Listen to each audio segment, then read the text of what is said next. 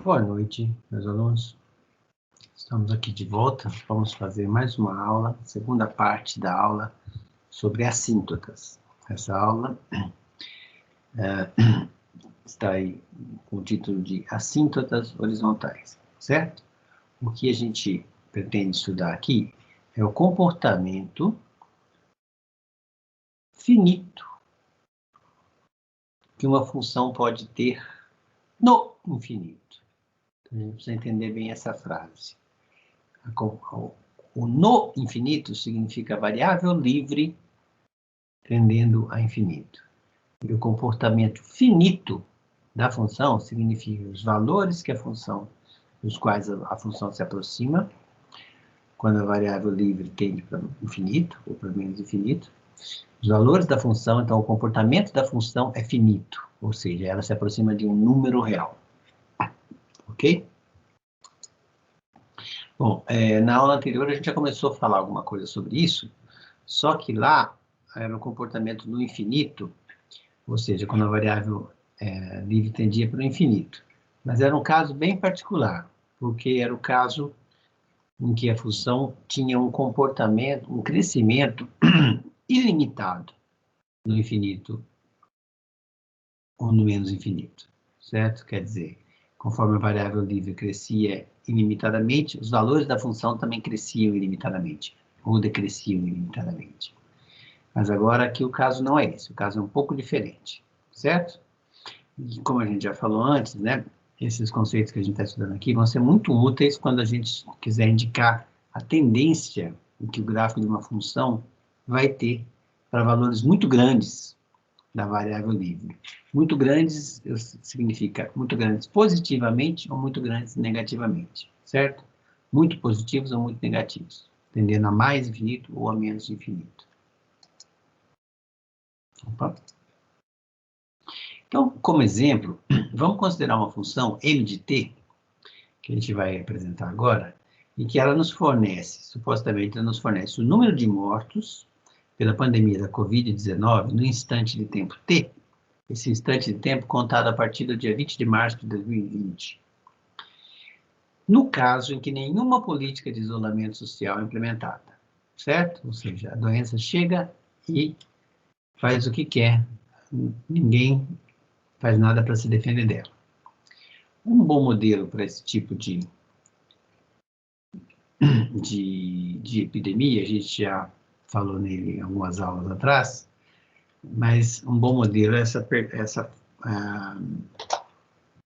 função aqui, em forma de... Bom, a gente vai ver já qual é o formato dela, não quero atrapalhar, adiantar o processo. Mas ela é dada por essa expressão que está aqui, ó, certo? Onde T maiúsculo é o número total de indivíduos suscetíveis, ou seja, que são passíveis de pegar a doença, e R representa uma taxa de contágio, uma taxa com qual a doença se espalha. E o Tzinho é a nossa variável livre, que é o tempo, certo? Então, eu tenho aqui um gráfico para alguns valores específicos, e a gente vê aqui que parece que com o tempo o número de mortes cresce ilimitadamente. Mas isso, e por mais que a gente aqui está aumentando o número de T máximo, ou seja, o número máximo de indivíduos suscetíveis, né? E parece que ela cresce e pega todo mundo. Mas aí eu vou mexer aqui também no Rzinho, que é a taxa de infecção, e a gente vê que o comportamento começa a mudar um pouco. Dependendo dos valores do Rzinho, essa função o gráfico dessa função vai adquirindo um formato de S, certo? E aqui vou aumentar também mexendo no número total de suscetíveis, né? Por exemplo, a população do país inteiro, parece que a curva não está mexendo, mas, de novo, é aquela ilusão idiótica, porque o que está mexendo quando eu altero aqui o valor de t é a escala. Então, o gráfico tem mais ou menos o mesmo formato, só que a escala está mudando para valores muito maiores, certo? Então, essa função tem esse comportamento dependendo desses três parâmetros. Dois parâmetros, desculpa. E uma pergunta que a gente gostaria de fazer é a seguinte: ao final da pandemia, quantas vidas nós teremos perdido para a Covid. Certo? Como a gente não sabe quando é o final da pandemia, uma outra forma de fazer a mesma pergunta é qual o limite do número de mortos quando o tempo tende a infinito. Ou seja, com um valor de tempo suficientemente grande para a gente poder dar uma resposta para esse número aqui, se é que essa resposta existe. Certo? Bom, ao contrário do que a gente viu na aula passada, então, em que as funções apresentavam um crescimento infinito, ilimitado, quando o t crescia para mais ou menos infinito, isso não vai ser possível aqui, né? Porque, se fosse, não seria um bom modelo, porque a população tem um número máximo de indivíduos, então não pode morrer mais gente do que o número máximo de indivíduos, certo? Então a gente espera que esse limite seja representado por um número. A gente quer saber que número é esse e como que a gente calcula esse número, certo? Então, pelo gráfico, né, que a gente botou alguns slides atrás, a gente vê que, na verdade, para tempo bastante grande, o número de mortos vai se aproximando do valor específico mesmo, né, lá no topo daquele S lá. Que valor é esse e como a gente calcula, tá? Que número será esse? Ok, então vamos fazer aqui, vamos voltar na nossa função e calcular uma tabela de valores para t crescendo, né? Para ver o que está acontecendo, de que valores se aproxima a nossa função do número de mortes. Vamos supor aqui uma população de 500 mil habitantes e um R pequeno, 0,0035, certo? E agora eu vou plotar aqui essa tabela. Então a gente vê aqui, ó, 33,11, e vai crescendo, e em menos de 3, 6, 3, 6, 9, 10, 60, menos de 100 iteradas, a gente já vê que o número vai se estabilizando aqui ao torno de 500 mil. 500 mil, que é justamente o número total da população. Mas vamos entender o que está acontecendo aqui. Vamos plotar esse gráfico aqui para ver o que está acontecendo. Olha lá. Exatamente aqui, cada um desses pontinhos corresponde a um valor da sequência que eu dei aqui acima e calculei, né, sequência N, e calculei o número de mortes por aquela função que modela o número de mortes pela Covid. Ok? Então, está se aproximando aqui claramente do número 500 mil. Bom, então, vou repetir o que eu acabei de falar, né, que está escrito aqui. Nossa tabela de valores parece nos mostrar que, de fato, a nossa função tende ao número real. Vamos, então, formalizar matematicamente o que a gente quer para ver se a gente consegue, de fato, calcular esse número real. Então, primeiro de tudo, a gente precisa apresentar o conceito de comportamento finito de uma função no infinito. Então, de novo, aquela frase que eu chamei a atenção no começo, comportamento finito da função significa que os valores da função, ou seja, as imagens dos pontos da sequência que eu vou pegar daqui a pouco, as imagens desses pontos se aproximam de um número, ou seja, de um valor finito, quando a variável livre tende para o infinito. Então, é isso que eu quero dizer com comportamento finito da função no infinito. Vou até escrever aqui, para ficar melhor. Da função. Ok? Então, primeira definição. A gente diz que a minha função d de t tende a L quando t vai para mais infinito, ou uma outra forma de dizer essa é o limite de d de t quando t vai para infinito é L, se a sequência das imagens tende a L, tende a um número L, para toda sequência de pontos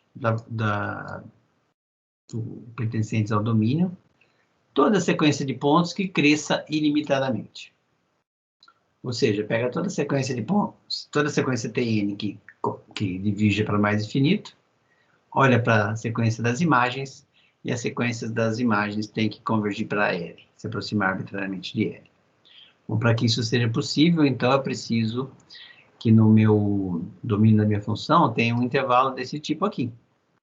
Porque eu preciso fazer a variável livre t, extrair dela uma sequência de valores que cresça ilimitadamente, ou seja, uma sequência de tn's que tenda a mais infinito. Então, eu preciso que no domínio da minha função, em consideração, contenha um intervalo desse tipo aqui, certo? Um intervalo que começa no número e vai até mais infinito. Observação importante aqui é que, ao contrário da aula passada, o L, o limite do qual, o número do qual, o limite, né, do qual a função se aproxima, é de fato um número, e não um conceito como mais e menos infinito, como na aula passada, certo? E a notação para isso é essa aqui. E a gente lê assim, limite da função d de t quando t tende a mais infinito é o número L. Ok? Neste caso também a gente diz que o gráfico da função possui uma assíntota horizontal quando t tende a mais infinito. Ou que a reta que tem esse valor dado por L, a reta horizontal que passa pelo nível L, é a reta assíntota do gráfico. Tá? A gente podia fazer o contrário também. Em vez de mandar o t para mais infinito, mandar o t para menos infinito. Certo? E daí eu defini qual é o comportamento da função d de t quando t, digamos, cresce ilimitadamente negativamente. Certo? Ou seja, se toma valores negativos cada vez maiores. Então, a gente diz que esse limite é L se, para toda a sequência Tn de pontos que estejam no domínio da função e que decresçam ilimitadamente, a correspondente sequência das imagens se aproxima arbitrariamente de L, ou seja, converge para L a sequência das imagens. Tá? Da mesma forma como no caso anterior, agora eu vou precisar que o domínio contenha um intervalo que vá até o menos infinito, porque eu preciso pegar a sequência de valores da variável livre divergindo para menos infinito. Certo? Decrescendo ilimitadamente. Ok? A notação é parecida com a anterior, só que agora o t tende a menos infinito. Tá? E também a gente diz, né, exatamente como antes, que o gráfico dessa função d tem uma assíntota horizontal quando t tende a menos infinito, e essa assíntota é o valor constante igual a L, é a reta que passa pela altura L no eixo vertical. É isso que está escrito aqui.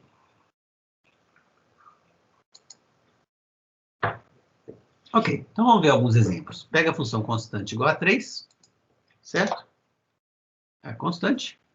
E a gente se pergunta, qual é o limite dessa função quando t tende a mais infinito ou a menos infinito? Bom, os dois casos são bem semelhantes. Se você pega qualquer sequência de valores da variável livre crescendo ilimitadamente, né? Eu tenho uma sequência que cresce ou decresce ilimitadamente, e você olha para a sequência das imagens, a sequência das imagens é sempre 3, porque a função é constante. Ela vale 3 em todo ponto.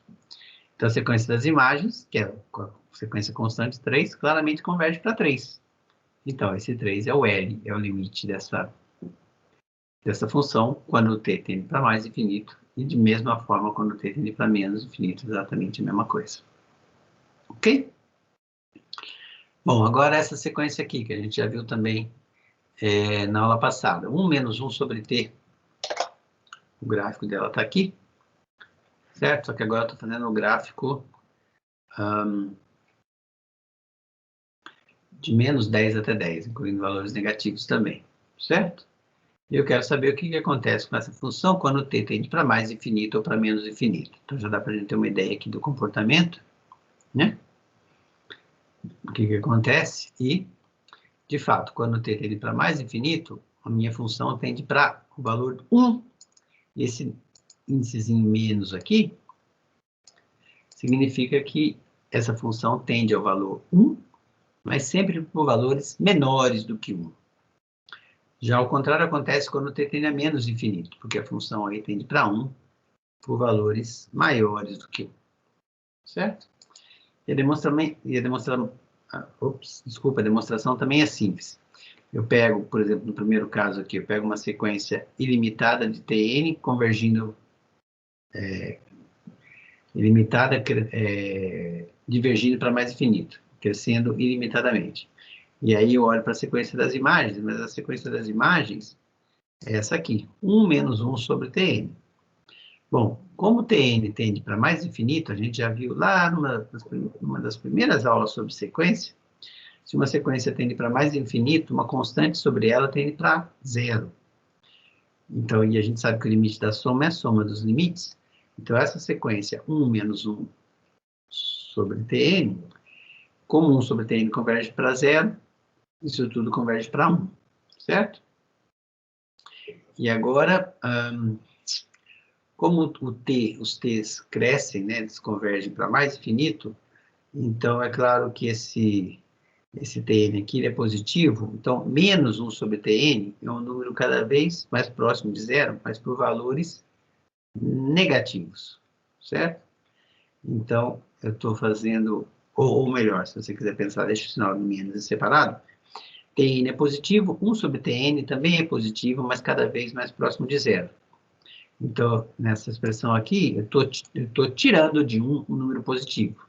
Essa expressão dentro do quadro azul é sempre menor do que 1, mas se aproxima arbitrariamente do 1. Então, ela é menor do que 1 e se aproxima arbitrariamente do 1. É isso que quer dizer esse símbolozinho de menos aqui. Quer dizer, se aproxima do 1 por baixo, por valores menores do que 1.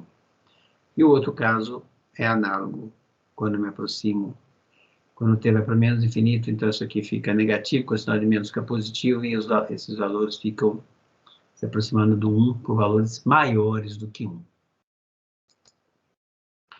Ok, agora a função tangente. Função tangente, que é seno sobre cosseno, né? O que acontece com ela quando o t tende a mais infinito ou a menos infinito? Nós vamos olhar só para o mais infinito, né? Bom, na verdade, vamos voltar aqui, eu vou fazer o seguinte. Aqui eu plotei o gráfico da minha tangente próximo entre 0 e π, né? Mas esse é um intervalo muito pequeno se eu quero olhar para o comportamento quando o t vai para mais infinito. Então, eu vou substituir isso aqui por 1000π. Esse 1000π ficou muito feio. 100π também. 50π. 10π.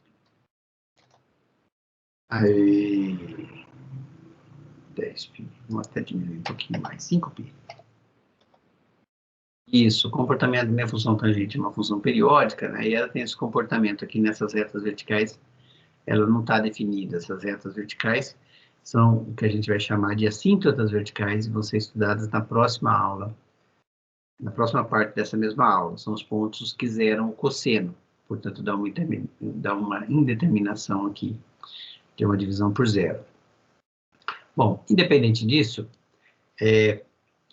por ter esse comportamento periódico, quando o t vai para mais infinito ou para menos infinito, mesmo raciocínio, podia colocar aqui menos 5.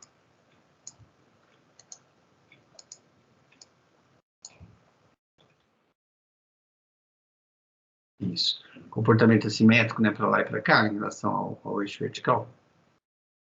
Então, quando o t tende a mais infinito, a função tangente não se aproxima de ninguém, né? A função tangente, ela varia por todos esses valores que ela assume, e não é... Isso não muda quando o t cresce ilimitadamente.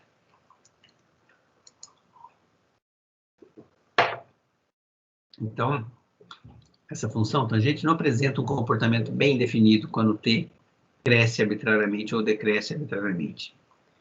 Eu não sei dizer quem são esses limites, quer dizer, eu vou, pela intuição, eu intuo que eles não existam, mas eu gostaria de mostrar que, de fato, eles não existem. Então, como é que eu mostro que esse limite não existe? Bom, para um limite daqueles, vamos supor o limite quando o t tende a mais infinito. Para um limite daqueles existir, para qualquer sequência, para toda sequência Tn que cresce ilimitadamente, certo? Quando eu olhasse para a sequência das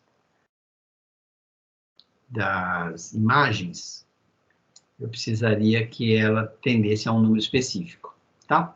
Então, o que eu vou fazer aqui é mostrar que esse número específico tem que ser único, tem que ser o mesmo número para todas as sequências que crescem ilimitadamente. Eu vou mostrar que esse número específico não existe. Como é que eu vou fazer isso? Eu vou pegar duas sequências distintas da variável tendendo para mais infinito. Por exemplo, π sobre 4 mais 2nπ. Cada elemento tn é π sobre 4 mais um múltiplo de 2π, certo? Claramente, essa sequência tende para mais infinito, ela cresce limitadamente, porque o n aqui carrega, o resto tudo é constante, o n aqui carrega multiplicando esse número 2π somado de π sobre 4. Quando eu olho para a tangente desse número aqui, a tangente desse cara, como ela é periódica de período 2π, isso aqui é a mesma coisa que o tangente de π sobre 4, que é 1. Então, eu exibi uma sequência de valores da variável livre que cresce ilimitadamente, e a correspondente sequência das imagens converge para 1. É constante, igual a 1, e, portanto, converge para 1. Beleza.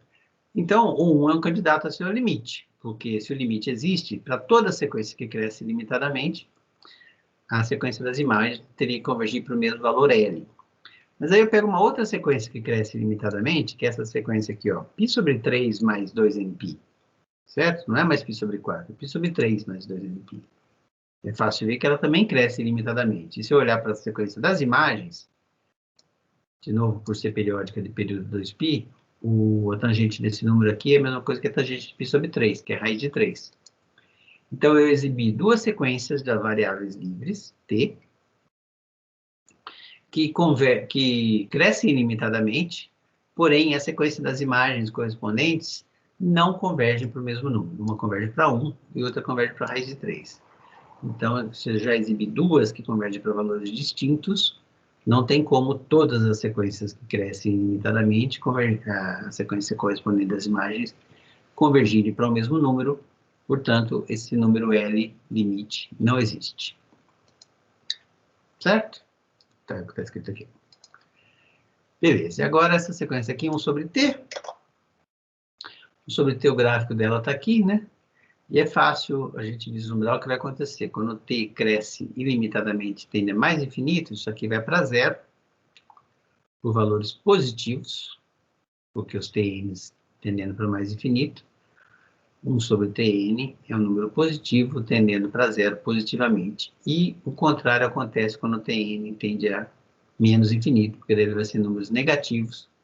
1 sobre ele tende para zero negativamente. Então, o limite dessa sequência aqui, desculpa, o limite dessa função quando t tende a mais infinito vai ser zero, e a menos infinito vai ser zero também. Só que a mais infinito vai ser zero por cima, e a menos infinito zero por baixo, que eu vou escrever aqui. Ou seja, se aproxima do zero por valores maiores do que zero, e aqui se aproxima do zero por valores menores do que zero. Essas informações todas vão ser muito importantes quando a gente for esboçar gráfico de função. Porque ao fazer o desenho dos gráficos, você vai ter que saber se ao se aproximar do zero, a sua função se aproxima do zero por cima ou por baixo. Tá? Isso vai ser fundamental para a gente aprender a esboçar gráfico de funções. Ok, a demonstração está feita aqui, eu vou deixar como exercício, mas é basicamente isso que eu falei, certo? É bem tranquilo essa parte aqui, mas está escrito aqui. Ok, agora uma propriedade boa, porque a gente não vai ficar calculando esses limites via definição toda hora, né? Igual definição de limite lá de trás, definição de derivada, a gente tem a definição. Depois a gente tem alguns teoremas que nos ajudam a aplicar, a usar no dia a dia, para calcular os limites, sem precisar fazer os cálculos via definição toda vez, certo? Então, esse teorema aqui é também uma mão na roda para a gente, e ele diz o seguinte: se o t, se a variável livre, vai para mais ou para menos infinito, para mais ou para menos infinito, certo? Quaisquer dos dois casos, o resultado é análogo. Eu tenho o limite de uma f, é L, o número L, o limite de uma g é M, quando vai para mais ou menos infinito.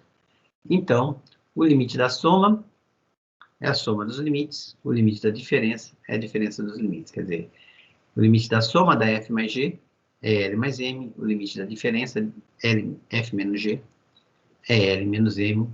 O limite do produto das duas funções é o produto dos limites. O limite do quociente das duas funções é o quociente dos limites, desde que esse número m que está aqui embaixo seja diferente de zero, claro, senão eu não posso dividir por ele.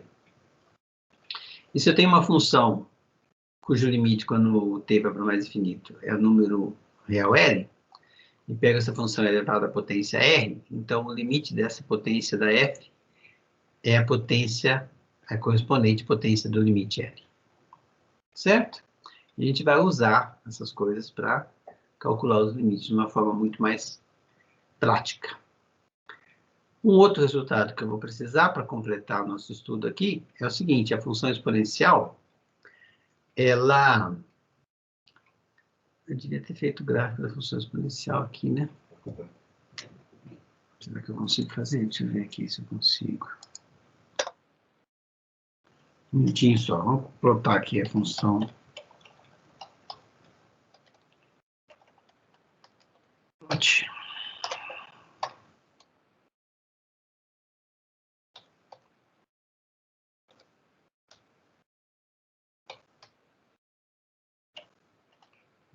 De menos 10 a 100.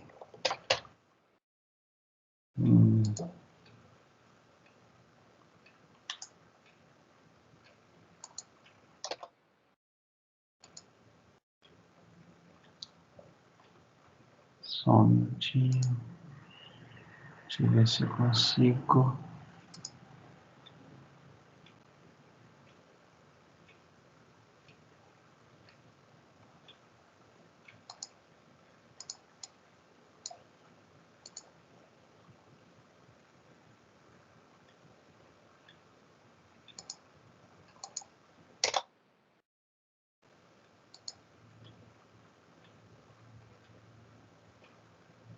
Não deu certo?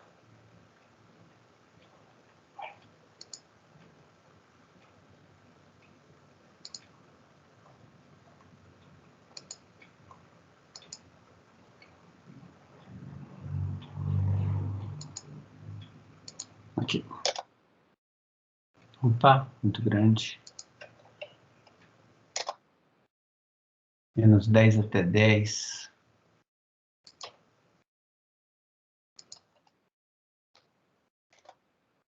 Então, aqui temos o gráfico da função. Certo?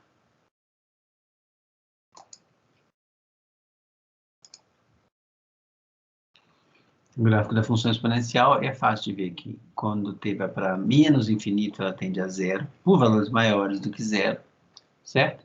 E quando t tende a mais infinito, também ela cresce ilimitadamente. Esse limite é mais infinito. São os dois resultados que estão aqui, tá? Não vou demonstrar, a demonstração é um pouco mais delicada de fazer, tá? Mas eu vou pedir que vocês aceitem. E por que eu preciso disso? Bom, a partir desses limites, então, que eu acabei de falar sobre a função exponencial, eu vejo que se eu mando t para mais infinito e pego e multiplico aqui por r, por menos r, né? Então, isso é a mesma coisa que e elevado a t elevado a menos r, né? Ou seja, 1 sobre e elevado a t. Como t vai para menos infinito, 1 sobre i elevado a t, r, né? Ele vai para zero, certo? Vai para zero. E de mesma forma agora, se eu mando t para mais infinito, se eu chamo de menos t uma outra variável livre, que eu estou usando a mesma letra, né? Então, chama de tal e troca menos t por tal aqui, então t para mais infinito corresponde ao tal e para menos infinito, certo? Então, esses limites são iguais, ou seja, quando t vai para menos infinito, e elevado a rt vai para zero. Na verdade, não precisava de nada disso, né? Bastaria aqui eu ter visto que isso aqui que estava escrito é isso aqui elevado a r, que eu não vou conseguir colocar esse rzinho aqui.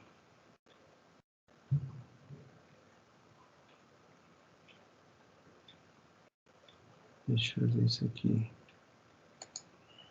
Não, vou apagar isso aqui, não precisava ter complicado tanto assim, não. Vou fazer o seguinte, isso aqui é E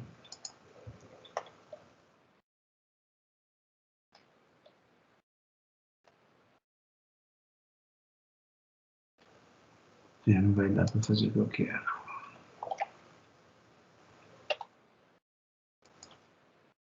Bom, o que está escrito aqui, né?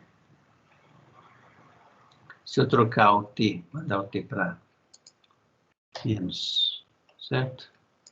Então, eu já sei que é elevado, quando t vai para menos infinito, é elevado a t vai para zero. Mas o que está escrito aqui, uma outra forma de escrever isso aqui, é elevado a t elevado a r, né? E a gente já viu que era o resultado aqui de cima, que se eu tenho uma sequência, se eu tenho uma função, cujo limite é r, essa função é elevada a r, o limite dela é r elevado a r, certo? O meu L lá no caso é zero, então esse limite aqui é claramente zero também, tá? Agora, esse limite é zero. Então, quando t vai para menos infinito, menos t vai para mais infinito. Então, se eu simplesmente trocar o sinal das coisas aqui, que é o que eu tinha antes, uma pequena mudança de variável, né? E esse limite é preservado indo para zero também. Eu quero esse limite nesse formato, que eu vou usar agora na próxima página, por isso que eu fiz ele aqui. Tá bom? Ok. Então, aceitando isso, se ele ficou um pouco confuso, essa bagunça toda que eu fiz, esquece todo o resto e volte aqui nesse pedaço e entenda que isso aqui vem daqui, vem desse pedaço aqui, certo? Trocando t por menos t, ok? E tudo isso levado a r, usando aquela última parte do teorema lá de cima. Ok, feito isso, então agora a gente já consegue responder a pergunta fatídica. Quantas vidas nós perdemos para a Covid? Ao final da pandemia, quantas vidas nós teremos perdido para a Covid? Certo? Ou seja, como essa função aqui representa o número de mortes no instante t, eu quero saber o limite dessa função quando t tende a mais infinito, porque eu não sei quando a pandemia vai acabar. Então, eu quero saber o comportamento da minha função a longo prazo, quando t cresce enormemente. Bom, pelo teorema 1, né, que fala sobre como aplicar o limite a quociente de funções, então o limite do quociente é o quociente dos limites. E o limite da constante t é t. Opa, é t que está aqui. É t. Certo? O limite do denominador, como ele é uma soma e tem um produto aqui, o limite disso aqui é o limite da primeira parcela, que é o limite do 1, que é 1. E o limite do produto é o produto dos limites. Ele está aqui. Bom, o limite da primeira parcela, do primeiro fator do produto aqui, t menos 1 é uma constante, a variável livre é tzinho, não é tzão. Então, esse limite aqui é simplesmente t menos 1, certo? E fica t menos 1 multiplicado justamente pelo limite que a gente acabou de calcular, que é zero. Limite de E menos R de t, quando a t vai para infinito, é zero. Então, isso aqui zera tudo isso, fica t sobre 1, que é o t grande, né? E exatamente essa justificativa da última parte é por causa desse limite que eu acabei de calcular na parte anterior. Ok, então, assim nós concluímos a aula de hoje com essa lição de vida, né? A partir da aula de hoje, né? A gente sabe que sem nenhuma política pública de ataque à pandemia, o que vai acontecer é que toda a população suscetível vai ser contaminada. Ou seja, o limite da função que indica o número de mortos vai ser exatamente o número total de indivíduos na população. Ok? Então, era isso que eu queria mostrar. E muito obrigado. Vou finalizar agora a gravação. Boa noite.